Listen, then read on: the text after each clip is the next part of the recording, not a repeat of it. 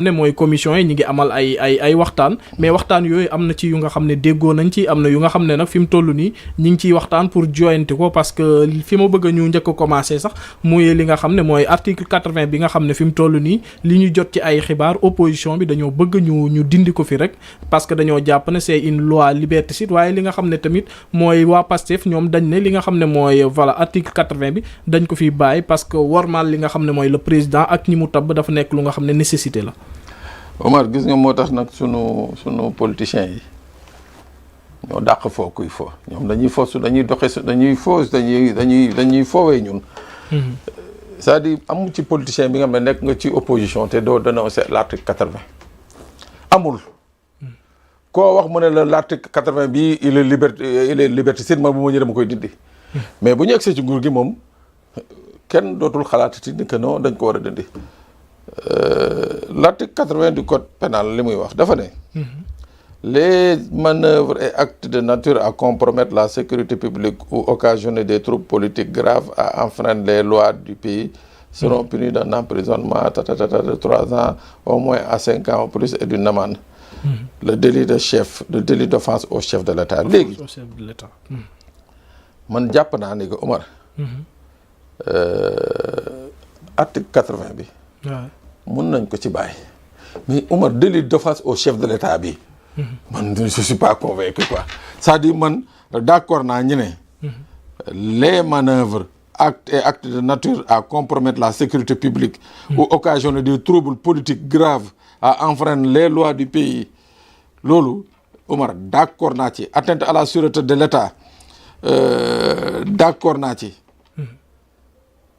mais Omar offense bi daal nga jàpp ne dindi ko wala ñu réformer ko wala ñu encadrer ko non dañ koy dindi Omar parce que tamit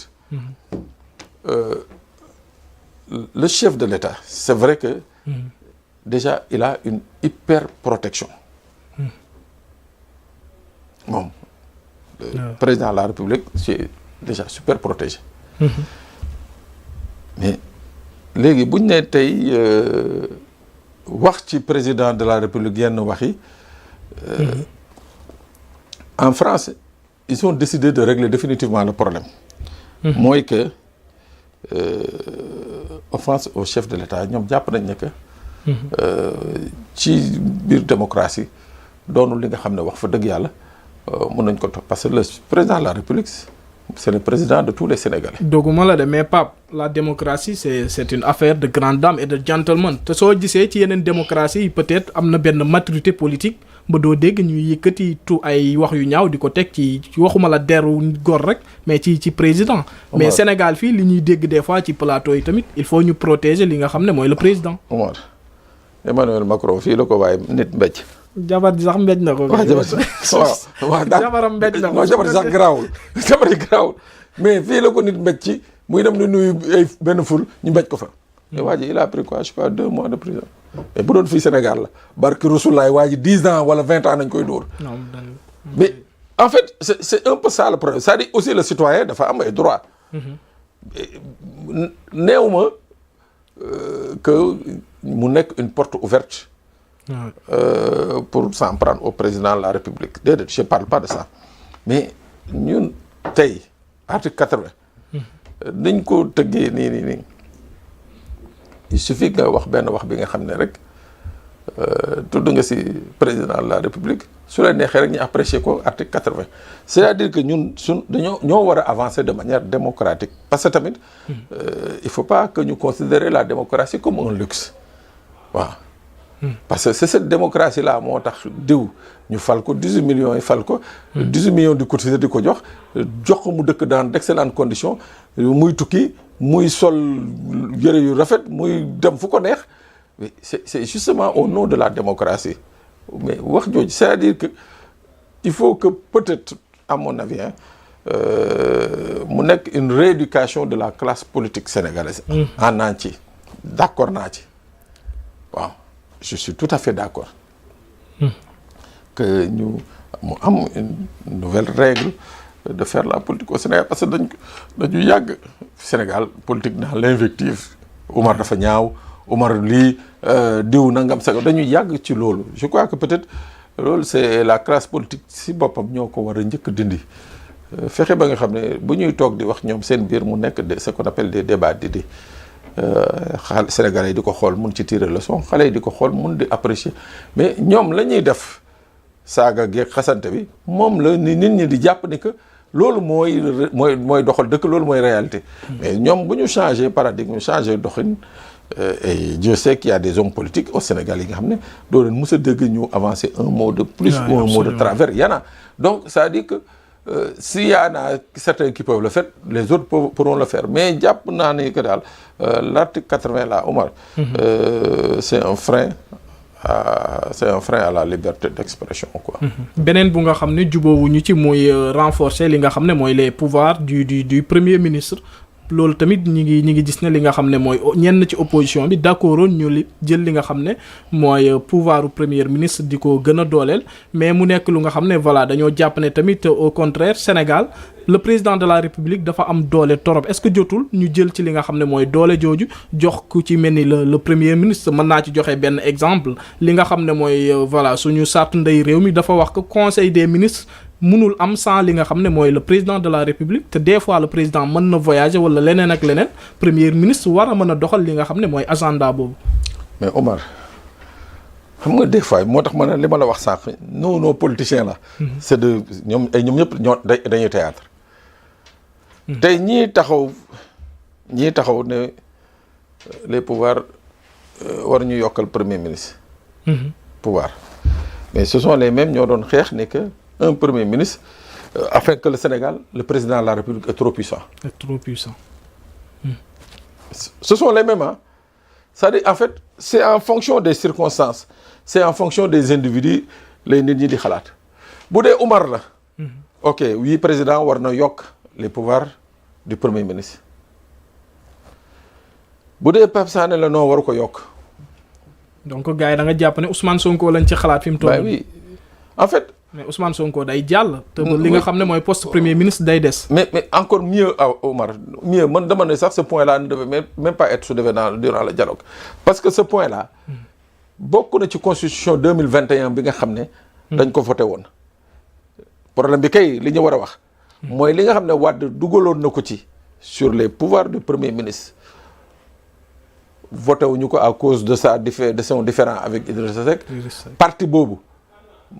musul jël décret d'application allant dans ce sens mais kooku kay yaa xeeti y a pas besoin de chercher de midi à 14h donc ça dit c'est déjà prévu dans la constitution les pouvoirs du président les pouvoirs du premier président et du premier ministre sont déjà prévus dans la constitution man jàpp naa ni que il revient au président Bassirou Diomaye Faye de convoquer la constitution de 2001 xool ci la nga xam ne moom la ñu defoon par rapport au premier ministre mu jël un décret d'application pour renforcer les pouvoirs du premier ministre parce que le cadre légal existe ba pare li ñuy def nii yaatal waxtaan la guddal waxtaan la rek waaw et je ne crois pas mu doon la nga xam ne ça pourrait avoir un écho favorable au niveau de ce dialogue là parce que encore une fois Omar nos politiciens danaa la ils traitent pour la plupart du temps des problèmes de personnes que des problèmes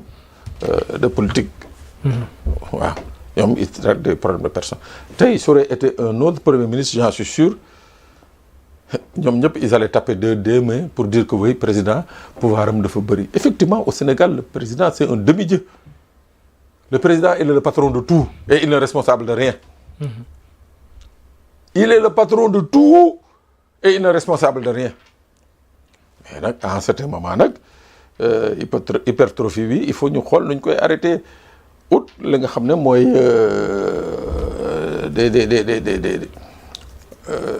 voilà quoi des dérivés comme wàññi les pouvoirs renforcer li nga xam ne mooy le premier ministre renforcer li nga xam ne peut-être mooy le judiciaire et ainsi de suite il suffit pas di toog di wax j'ai besoin d'un premier ministre puissant fort déedéet il faut l'acter parce que tey président Bassirou Diomaye Faye c'est lui qui est président de la parce que moom bëgg na ko nee na un premier ministre super fort la soxla. mais il a sa majorité à l'Assemblée. il a sa majorité à l'Assemblée. xam nga yenn discours moo tax ma ne la lii du waxtaanu sax dialogue parce que mu ngi ci constitution bi ba pare. mais su ko defee di nga gis li nga xam ne mooy opposition bi tamit di crier ci beneen côté bi naan forcing laag lu nekk. mu ngi nii ñu ngi yuuxu mu ngi nii du ñu ngi yuuxu. ah. absolument. actuellement ñu ngi yuuxu. mais moo tax ma ne la non comme c'est dans la constitution c'était prévu voté nañ ko depuis 2001 mais na jël les décrets d'application s'il y a des aménagements na yóbbu une nouvelle loi à l'Assemblée gars yi modifier ko waaw. leneen lu nga xam ne d'accord nañ ci mu mën a yaxanal li nga xam ne mooy gafaka réew mi muy bulletin unique gisoon nañ ay jamono ñenn ci opposition bi dañ ko bañoon mais fi mu toll nii ñi ngi gis ne li nga xam ne mooy pouvoir comme opposition ak société civile bi lu jëm ci li nga xam ne mooy wàllum bulletin unique pour yaxanal li nga xam ne mooy gafaka réew mi ñoom ñëpp d'accord nañ ci. C'est une bonne nouvelle. C'est une bonne nouvelle, Omar. Élection, confection bulletin yi ça coûte extrêmement cher aux contribuables. ay milliards la. waaw bu ñu demee tey jii ba mën a génne li ñu wax d'accord ci li ñuy wax le bulletin unique. mais alhamdulilah c'est des économies de taille yi nga xam ne mun xaj na feneen mun na subvenir aux besoins des Sénégalais dans d'autres secteurs. loolu c'est une avancée partout dans les grandes démocraties c'est en fait ça qui se passe mais ñun cette histoire de refus du bulletin unique gars yi fi ñu ko doon teg mooy ci wàll commission ak rétro-commission yu ñu ci am waaw plus il y avait de bulletins à confectionner plus la marge à se partager était grande mais tey ku xool dëgg lucidement da nga xam ne avoir un bulletin unique di ko mu nekk li nga xam ne moom la Sénégalais yi voté je crois que dana wàññil coût bi dana indi encore beaucoup plus de fluidité à mon avis avec une bonne communication de la direction générale des élections. waaw foofu question boobu laa bëggoon a dugal sax loolu tamit dafa laaj li nga xam ne mooy communication parce que ñu ci bëri ñu mel ni man mën nañ dugg ba ci bureau de vote yi dañuy am problème pour voter. waaw mais xam nga ndax lan du indi problème. parce que 300 nangam parti yu bëri yi. bu ñu leen dissoudre. waaw dañoo war a dissoudre. c'est la loi qui le dit c'est pas moi qui le dis. C'est pas moi de du man maa ko wax c'est la loi de 81 modifiée en 89 qui le dit. Parti bu amul parti bu ñu créé. Voici les conditionnalités. da nga war a joxe le nombre de dañu war a xam le nombre de tes militants da nga war a tenir congrès tous les 2 ans da nga war a adresser au ministère de l'Intérieur les états financiers du parti fa ngay jëlee sa xaalis fa ngay kii da nga war a faire ce qu'on appelle de la formation mais parti dafuñu ko balaa ñu ko def sax parti amuñu siège yu si bëri amuñu siège waaw mais léegi bu ñu répondre à ces normes là ces partis doivent être dissous bu ñu dissoudre ces partis là Omar le bulletin unique ne se pose le problème du bulletin unique ne se posera plus. parce que gars yi duñ jafandu ci coalition yi. waaw mais coalition yi ba d'accord bu ñu defee coalition mais au moins xam nga coalition yi également ça peut être également un sujet bi nga xam ne mën nañu ko waxtaan ça peut être même si c'est pas du tout à l'ordre du jour mais jàpp naa ne bu ñu réduire le nombre de partis daal di wax saytuwaat la loi joxe les conditions de mise en place d'un parti ou d'une coalition. Omar bu boobaa la vie politique sénégalaise sera beaucoup plus saine et puis on saura qui est qui. moo gën ñu naan Pape Sané ak jabaram ak doomam ak nijaayam créé nañu parti waaw siège bi fan la kër Pape Sané non ça je crois que notre démocratie est beaucoup plus sérieuse que ça quoi donc il faut aller beaucoup plus loin. bëggoon naa ñu waxtaan ci tabaski bi ak tracasserie policière.